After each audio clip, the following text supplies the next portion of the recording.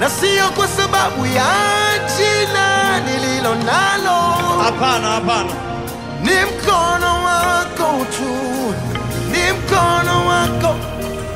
Mkono wako umenibeba. Nimkaribishe Baba Askofu kwa ajili ya kuongea mawili machache kwa habari ya ziara ambayo imefanyika kwenye jimbo la Mbeya. Kutoka Mbalali. Karibu sana baba. Lakini pia hongera sana kwa ajili ya kazi nzuri ya kuyasimamia haya makanisa. Watu wengine wanatupa tu wachungaji wakiwaweka sehemu wanawaacha tu hivi, lakini umekuwa na desturi mwenyewe kila mwaka kuwatembelea, lakini pia haitoshi. Huo unawapa watu kwamba kwamba kama mtu yeye mwenyewe ana uwezo wa kumuita baba kwa wakati wake mwenyewe. Kwa hiyo umekuwa baraka sana. Karibu sana baba. Amina. Kwanza nipende kumshukuru sana Mungu kwa ajili ya jimbo la Mbeya. Mimi ni wape kongole watu wa Mbeya, askofu wa jimbo la Mbeya pamoja na wachungaji wote. Mbeya ina wachungaji 4 kwenye jimbo la Mbeya. Na katika 4 wote ni wanawake, kwa sababu mmoja tu Watukui ni mwanaume. Ninafurahishwa sana kuwaona mimi nikifanya kazi kwenye jimbo la Mbeya. Jimbo la Mbeya lina wachungaji ambao ni wanyenyekevu sana.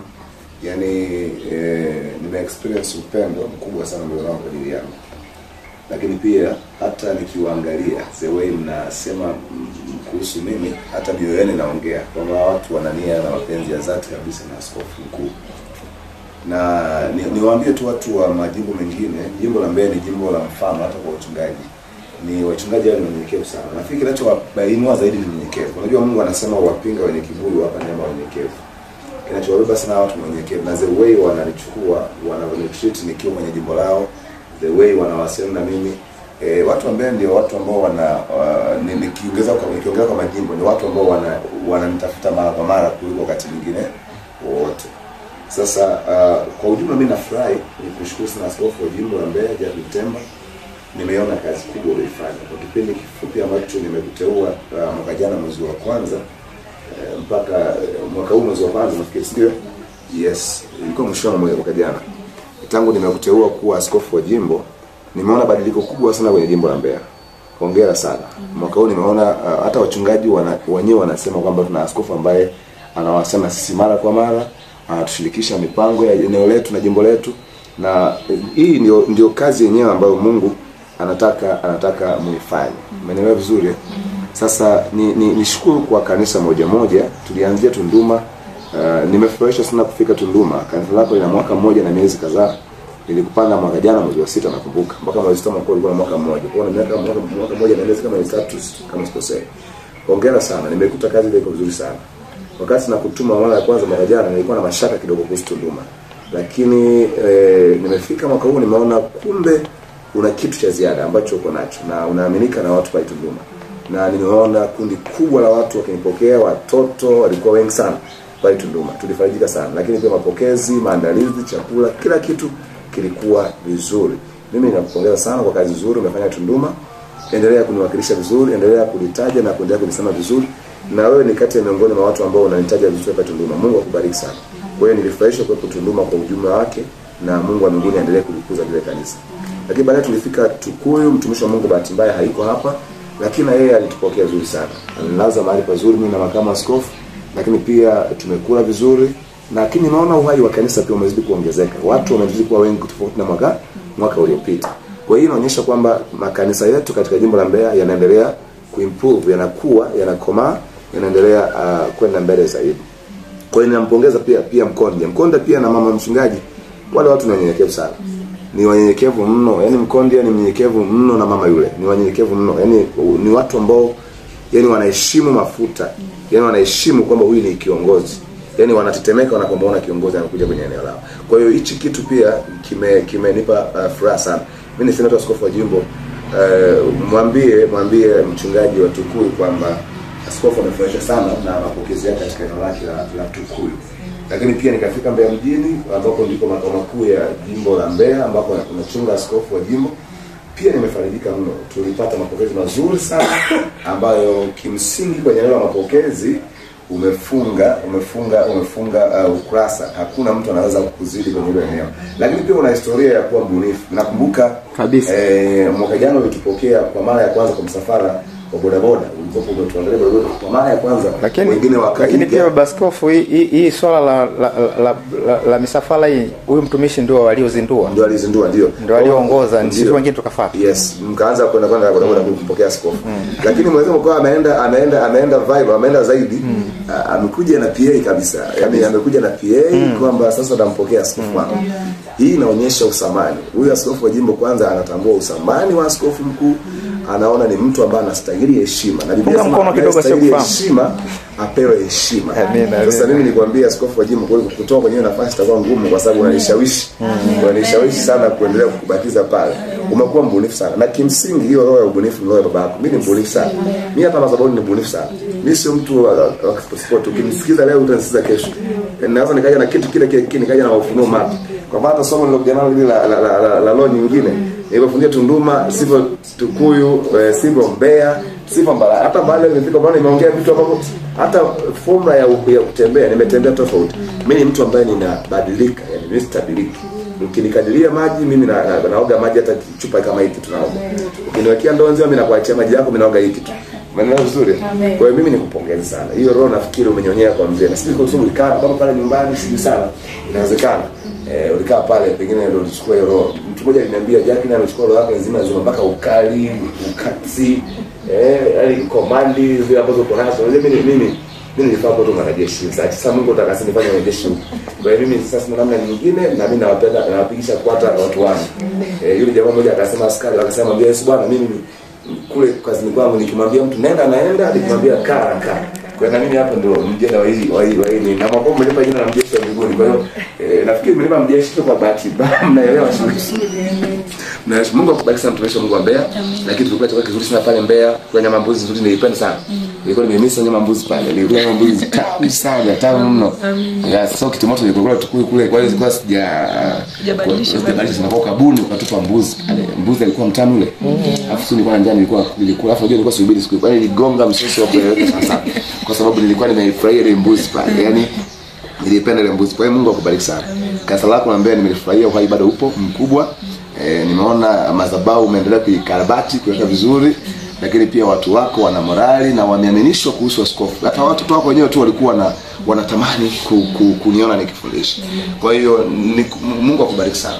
Endelea kufanya kazi ya Mungu, ninakupenda sana na ninakuamini katika jimbo la Mbeya. Na ninaamini makubwa yatatokea katika jimbo la Mbeya. Na nina uhakika Mbeya inaweza kuleta uamsho mkubwa sana kwa magazeti mengine popote pale. Hongera sana kwa hilo. Lakini sasa tumefika Mbalali. Ubaruku hapa, tuko Ubaruku hapa ambapo ninaongelea sasa hivi. Mtagundua kwamba moyo wangu umefunguka sana kwa leo asubuhi nikiwa madhabahuni.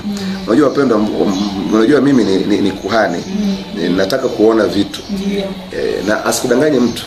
Mimi bwana ukiniletea kondoo wa kutosha kwenye eneo lako unanivuruga akili kabisa. Kwa sababu mimi sijatumwa kuchunga vitu, nimetumwa kuchunga watu. Sasa huyu mama huyu binti yangu Consolata huyu ukweli mpaka nimempangia siku 3. Kwanza nilikuwa napata salamu nyingi nilikuwa nazipata kutoka mbali. Mara nyingi baba ukutupe sali kadhaa, watu baba wanakuja kwa kasi, baba uko watu nikasema ngoja huyu mtu nikamkalia kule siku 3 nione anachoniambia ni kweli au sio kweli. Nimeona siku zote 3 ambazo zimekuwa hapa ni mafuriko ya watu. Siku ya kwanza watu wamejaa, siku ya pili mpaka tunafunga hema nje, siku ya 3 leo watu wamefurika. Ni kitu ambacho kimenishangaza sana. Lakini moja ya siri kubwa ninaiona kwa huyu binti. Huyu binti ni mnyenyekevu sana. Alafu naona jina langu limekaa kwenye ulimi wake, utafikiria mimi nimemlea pale moja kwa moja. Ingawa kweli ni huyu wokovu kwanza aliupatia pale kwangu, baadaye akanikimbia akaja akaibukia kwa makamu kule. Lakini bado akarudishwa pale juu. Jina langu limekuwa mdomoni mwake. Na kanisa lake amelitambulisha vizuri. Yaani huyu bwana ni kama Yohana. Amekuwa akitaja jina langu na kusema tazama mwana kondoo wa Mungu. Aichukua. Yaani amekuwa anasema ajaye nyuma yangu ana nguvu kuliko mimi. Uliona hata washirika walio na imani kubwa kunihusu mimi. Mimi nimpongeze sana. Na ndio maana asubuhi leo kama mtagundua nimeshindwa kujizuia kumbariki. Yaani najua nimeshindwa kujizuia kumbariki. Na si kama nimembariki kwa sababu nilikuwa nampendelea. Yaani kuna namna huku moyo umetibuliwa. Si maana nzuri? Yaani kuna namna kisima huku ndani kilifanya nini? Kilitibuka. Haya. Wana niongea sana ambapo pako mzima. Waombe kitambaa kidogo. Nimeongea sana yani nimeongea nimeachilia ile papo kwa sababu huyu mtu alikuwa ni mtu ambaye ameutibua moyo. Kwa hiyo unaona namna gani hapa Mbalali huyu mtu ameweza kugusa moyo wa baba. Kwa mimi nimpongeze sana. Nimefarijika sana. Unajua unapozaa mtoto hapa anafanikiwa, unaona anaenda mbele. Na baba ambaye anatamani kuona mafanikio ya watoto. Yaani mimi sio yule baba ambaye ukiona mtu anafanikiwa namuoa. Mimi nikiona mtoto anazaa ndio namwajilia ili azidi kuzaa zaidi. Kwa hiyo hii ni challenge kwa wachungaji na si tu mimi, hata wachungaji wa mahali pengine kujifunza, na Elia amesema hapa pia ni muhimu kuuliza pia wengine wanafanyaje ili kuweza kuleta matokeo chanya. Kwa hiyo mimi nikushukuru sana hapa Mbalali, nimejisikia faraja sana. Mwaka mmoja umewakilisha vizuri hapa Mbalali. Na ninajua unaenda mbali sana. Hapa Mbalali patakuwa na kanisa kubwa sana. Na hata kama unao kiwanja ufikirie kujenga kanisa kubwa, kwa sababu Mbalali Mungu amekupa nia. Kwa hiyo ninawashukuru sana katika hilo. Kwa ufupi kama ni conclude, jimbo la Mbeya limenibariki sana. Ninaondoka nikiwa nina furaha. Unajua kwa nini nafanya ziara? Ninaogopa nisije nikaja kwenye majimbo kukuta watu wamechonga sanamu, wanaabudu sanamu nyingine. Kwa hiyo nimekuja kwenye jimbo hili, nimeona uhai wa kanisa, nimeona bado mna shauku ya kutumikia maono ambayo Mungu ameweka ndani yangu, na nimeona kabisa mna kiu ya kuona kwamba maono aliyonayo mzee yanatimia kupitia sisi. Ninawatakieni baraka za Mungu katika jimbo lenu. Ninapoondoka hapa ni mwanzo wa utekelezaji wa ushauri niliowapa. Mambo mengi nimeelekeza kwenye maeneo yenu, nimeelekeza kwa mtu mmoja mmoja mwafanyie kazi. Lakini kama mnavyojua, sasa tunaelekea kwenye msimu wa kongamano. Mimi narudi leo kwa kujipanga kwa ajili ya msimu mpya wa kongamano la Disemba 2025. Ninachoomba askofu wa jimbo la Mbeya, uhakikishe kwamba jimbo lako linafanya vizuri na watu wanakuja kwa wingi. Sasa mwanze kwa masiara kuja, lakini pia kuhakikisha michango yenu inafika kwa wakati. Yaani kama tulivyopanga kwenye kikao cha mkutano mkuu wa mwaka mwezi wa 6, hakikisheni yale yote ambayo tulilazimia yanatekelezeka. Mmenielewa vizuri na Mungu? Yanatekelezeka. Nina imani kubwa kwamba mtaniangusha kwenye jimbo la Mbeya na mtafanya vizuri sana kwa jimbo la Mbeya. Kwa hiyo ninawatakieni baraka za Mungu na ninawashukuru kwa kuniaga vizuri, kwa kunifanya nijisikie furaha. Nitaenda kusimulia habari za kutoka Mbeya. Nina ushuhuda wa kila kanisa ambao nimepita, nitaweza kulisemea kila kanisa kwa nafasi yake na yale yamefanya. Kwa mfano, kuna mambo yamefanyika Mbeya hajafanyika Mbalali. Kuna mambo yamefanyika Tunduma hajafanyika Mbeya. Kuna mambo yamefanyika Tukuyu hajafanyika Mbalali. Kuna mambo yamefanyika Mbalali hajafanyika Tukuyu. So kwa hiyo kila sehemu kuna namna nimeona utofauti mkubwa kutoka kwenu. Lakini jingine ambalo ningependa kulizungumza hasa kwa mkurugenzi wa habari maelezo pamoja na maaskofu wa jimbo.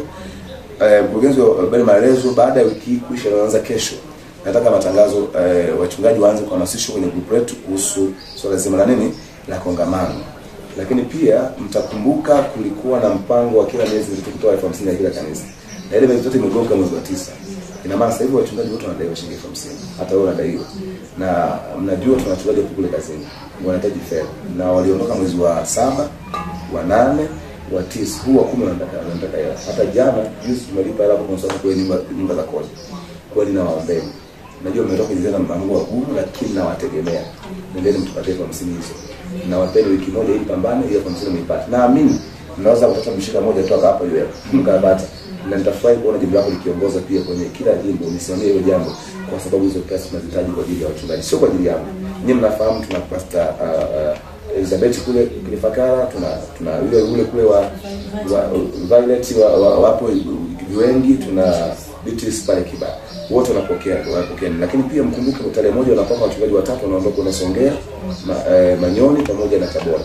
Pesa zinahitajika. Kwa hiyo makamu askofu, na hili naomba nikuachie kazi. Wewe unakuachia kwa ndani ya taifa pamoja na mkurugenzi wa habari maelezo. Nataka wiki moja hii mnipe ripoti ya pesa zangu zinapatikana kwa pale makanisa. Tuache disilizia au tulipitisha wenyewe, tulibana tusaidia wao watu. Tungopa Mungu. Kwa upande wa jimbo na maagiza huyu, kwa upande wa kitaifa makamu askofu wao wanatakiwa kutima ndugu yangu na kuyatendea kazi. Pamoja na mkurugenzi wa habari, taarifa ziende kwa wachungaji. Mkanisimamia hili ili mambo yaweze kwenda vizuri. Ninawapenda sana watu wa Mbeya. Ninawaombea neema. Nitarudi tena kwa wakati mwingine panapo majaliwa. Niombee, msiache kuniombea. Kadiri ninavyopanda juu na kuzaa watu wengi, vita ni kali na ninatafuta na kila kona na ufalme kutaka kuniangusha ili kwamba nisipate kuendelea kufanya kazi. Shetani hafurahi kuona inafahamu haya makanisa. Anaumia sana, lakini mniombee. Na naamini Mbeya mnaniombea sana kwa sababu jina langu limetajwa sana upendo. Mniombee sana sana sana sana sana sana. Lakini nitakuwa mchoyo wa fadhila nisipomshukuru mkurugenzi wa habari Maelezo na binti yetu Irene Nganyagwa kwa kutuhabarisha. Bible Church Tanzania na mitandao ya kijamii imepata habari za kutoka Mbeya. Na niseme watu wa Mbeya mnapaswa kuwapongeza watu. Taarifa zenu zimevuka mipaka. Mkurugenzi wa habari Maelezo amefanya kazi nzuri sana. Na nafikiri mwaka kesho nitakisha natembea karibu majimbo yote. Irene hii kazi ya sisi peke yake mambo mengi vitu vingi vingepotea. Namfahamu. Ndio maana nimshukuru. Kwa hiyo nashukuru sana kwa ajili ya mkurugenzi wa habari Maelezo pamoja na Nganyagwa kwa kazi kubwa mmefanya. Ukweli hata kama tusipowasimulia watu saizi, watu wameona kwa macho. Yaani kila mtu ameona Mbeya kunani, Mbarali kuna nini, yaani watu wameona kwa macho yao. Kwa hiyo mimi nikupongeze mkurugenzi wa habari Maelezo, umeacha familia wiki nzima hii. Irene pia kwa kazi kubwa umefanya, nawapongeza sana. Amina baba, tunashukuru sana baba. Maneno haya nafikiri ninawashukuru sana. Na mimi nitakuwa nimemaliza maneno yangu. Asante sana. Mungu akubariki sana. Hongera. Hongera sana. Hongera. Na wewe hongera. Unapiga picha vizuri sana. Safari hujapiga picha zimeenda sawa sawa.